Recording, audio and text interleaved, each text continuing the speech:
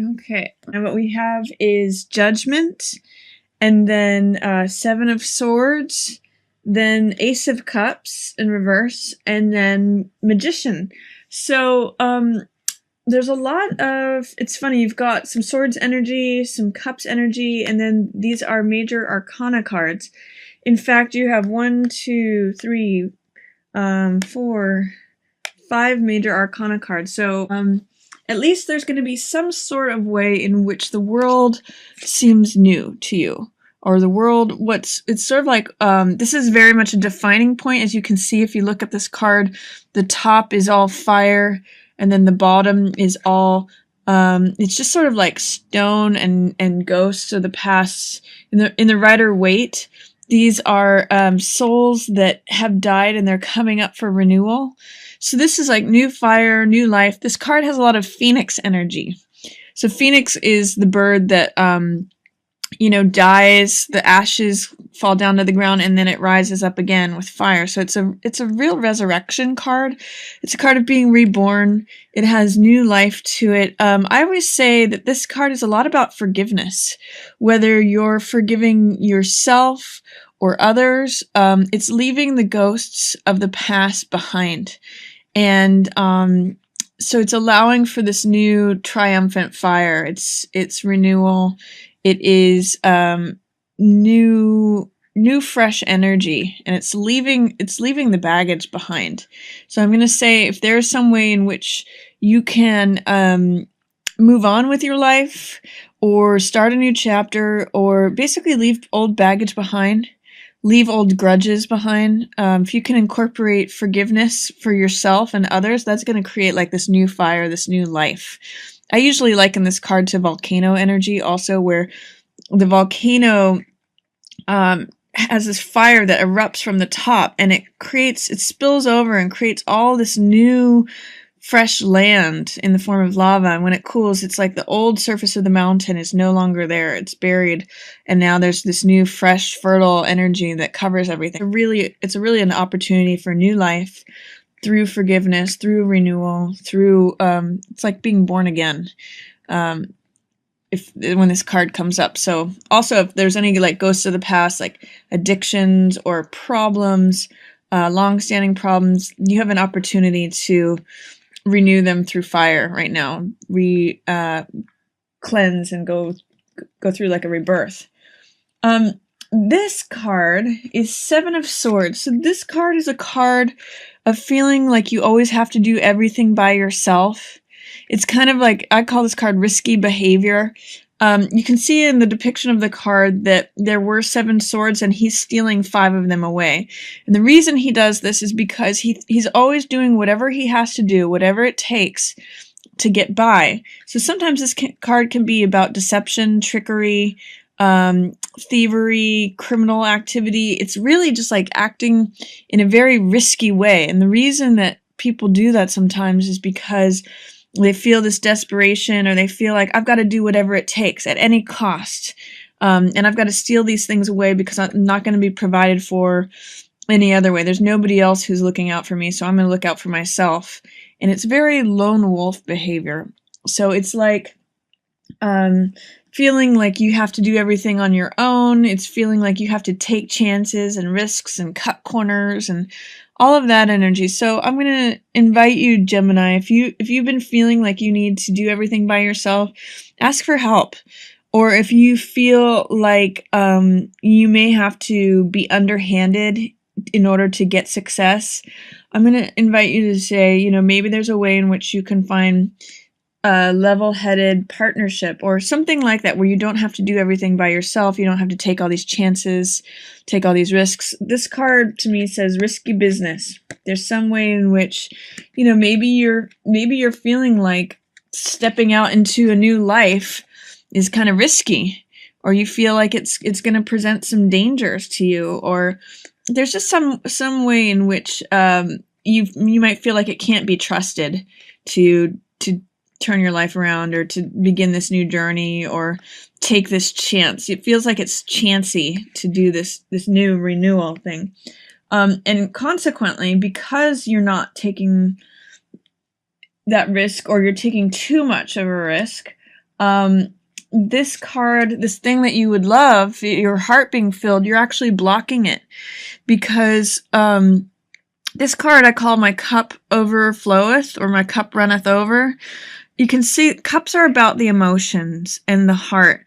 And when Ace of Cups comes up, it's the world, the universe handing you something that is going to fill your heart. You can see this cup is filled and it's flowing over. It's got this dove of peace and renewal, but for some reason you're blocking this. You're not receiving the cup that's being handed to you, the opportunity to have a new beginning. This Ace of Cups, aces are new beginnings.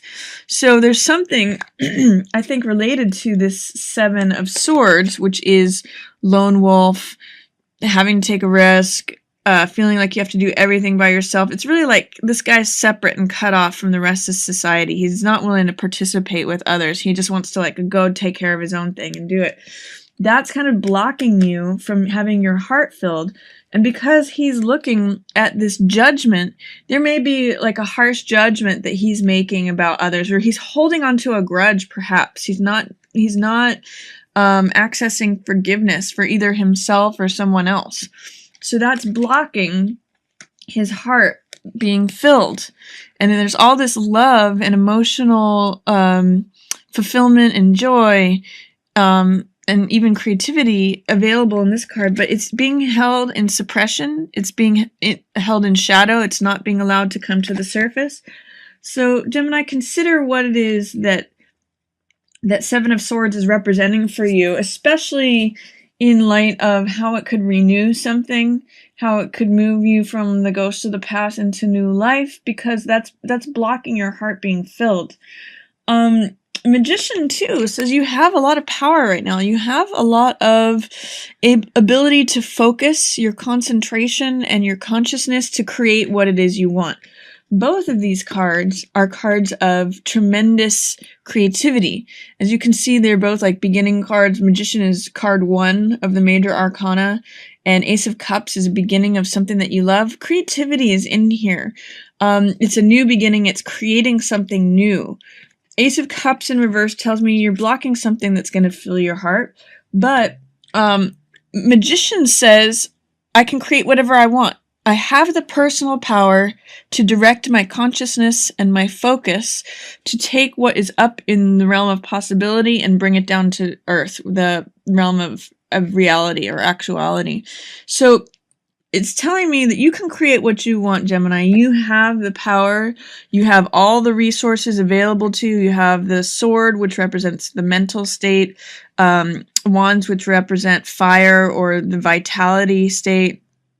Cups represent the emotional world, the fullness of the heart, and coins represent like the physical world, material resources, everything that is like of matter.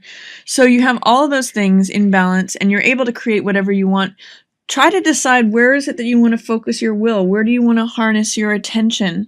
Because you have, if Magician is showing up for you, you have a certain amount of magic, a certain amount of you can make things happen right now. You can point to something and say, let it be. I want this to happen, and there it happens in front of me. So access this power of Magician because you have that creative force, that creative power at your disposal, Gemini. So you have this it's an invitation to how do you want to bring this Ace of Cups to you? How do you want your heart filled? You just have to decide what it is that you want to create.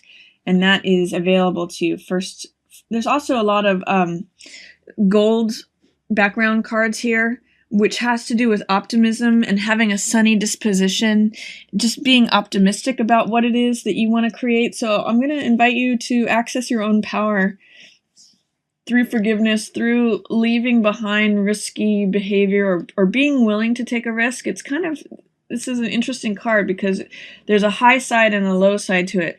High side is being willing to take a chance, put your head in the tiger's mouth is one of the meanings of this card.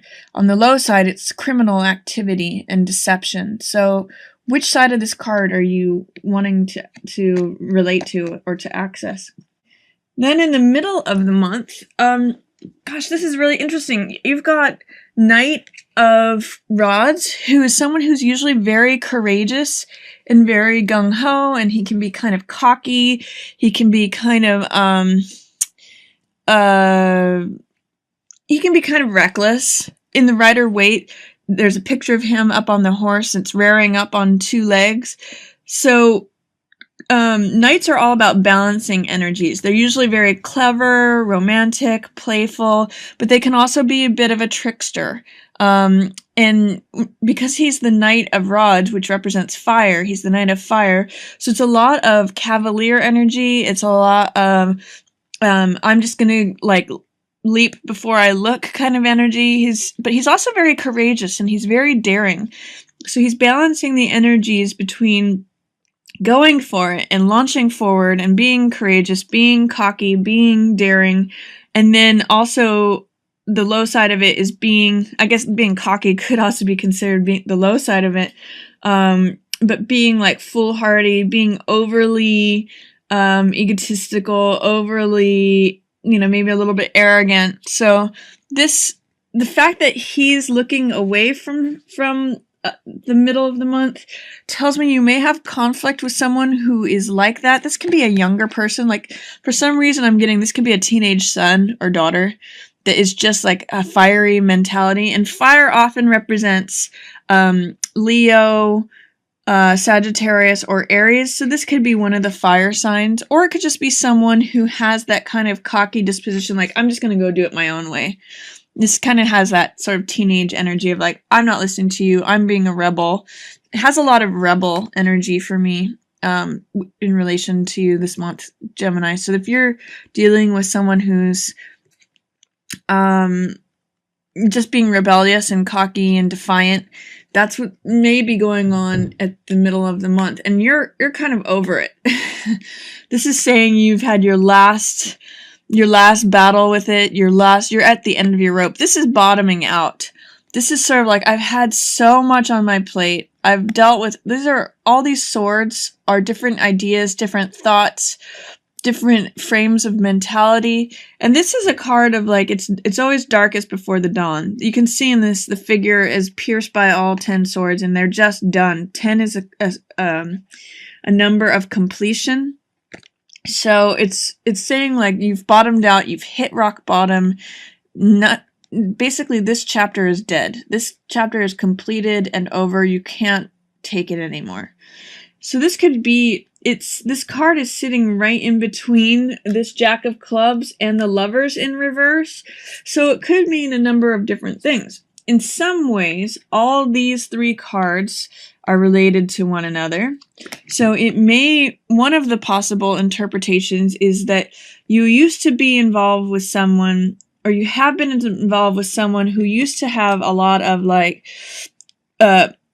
passion and vigor and fiery energy and sort of like going for it energy, and that perhaps you were lovers with them, and that this period is ending. They're looking away, they're headed away from the position, and you are at the end of your relationship. So if you are in relationship with someone who represents this, perhaps someone younger, perhaps someone who's a fire sign, Leo, Sag, Aries, and they're being rebellious and they're stepping away, this could represent what it means, is that you're bottoming out, you've hit bottom with your lover's relationship. Alternately, it could also mean that you and this person are separating and that you are now engaged with someone else in a lover's relationship, or there's an affair of some sort going on, and that it's causing you to have this bottomed out, just done, dead, almost feeling like discarded energy. So there's a number of different ways that can play out, Gemini. It could also just mean that things in a relationship are you're in this coupledom, but there's something about it, and maybe in relation to a younger person, that is just causing you to just feel exhausted and at the end of your rope. There is, however, someone available as an aid. This is Queen of Cups. So this is someone who is very intuitive. This is a water sign, so this is Pisces or Cancer or Scorpio. And Queen of Cups is just a very gentle, very compassionate soul. She's connected to life of all things, or she's connected to, how the rest of the world, animals, children, basically life in all of its forms. And she is drinking from a cup that is sort of like connection to the spiritual world. So she may be a good ally or a good mentor. She's got some compassion for you in relation to whatever it is that's going on in the middle of the month that's causing you so much problems. This, again, card of bottoming out, this is relationship or lovers in reverse. So there's some sort of problem that is sourced at the relationship level, but may have to do with a younger, rebellious type. But she has some sort of words of advice or at least compassion. She could be a good counselor to you, or she could be like a mother or a sister or an aunt, or even just like a very compassionate coworker. She tends to be in a position of authority because she's a queen figure. But if there's someone that you can go to talk to that is a water sign or that has this gentle, sweet, compassionate energy, that's going to help you with what's going on in the middle of the month. She is definitely an ally to you, Gemini. So if you find that there's struggles going on in the middle of the month, or you find that you're having issues with like a cocky, rebellious, active fire sign, or a younger person. I don't know why I keep getting teenage imagery for this person, but I am. Or, night is usually a younger person. Then if you're having some kind of altercation with something coming to an end related to a relationship or this younger person, or there's like a three-way dynamic going on here, third wheel energy, talk to this Queen of Cups because she's going to have some insight. She's also very intuitive.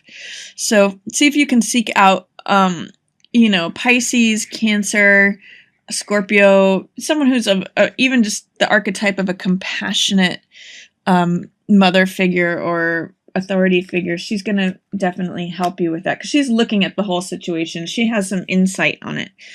And then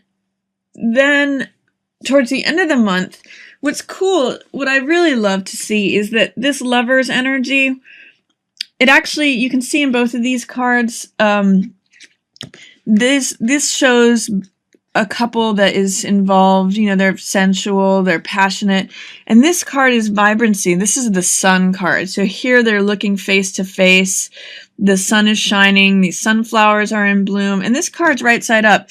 So what this tells me is that with whatever conflicts you're having in the beginning parts of the month, like the first 2/3, because this card is a card of love and having your heart filled, this card is obviously also about love and relationships, lovers. Whatever conflicts you're having here and here, they're going to correct by the end of the month. And it's going to resolve into sunny vibrancy. This is a lot about self-acceptance. Same with this card. So this may be a month for you, Gemini, about how do you accept yourself regardless of what's going on, regardless of what your external situations may be, and how you feel like you have to kind of like always rely on yourself to get things done. By the end of the month, your relationship is going to be a solace for you, like solace as in SOLACE, like it's going to be a refuge.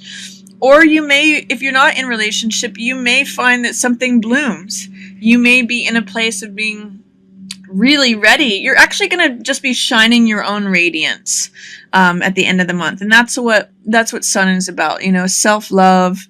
I'm 100% myself. Everything's going my way. It's one of the most positive cards in the deck. So it shows me things are going to go your way towards the end of the month.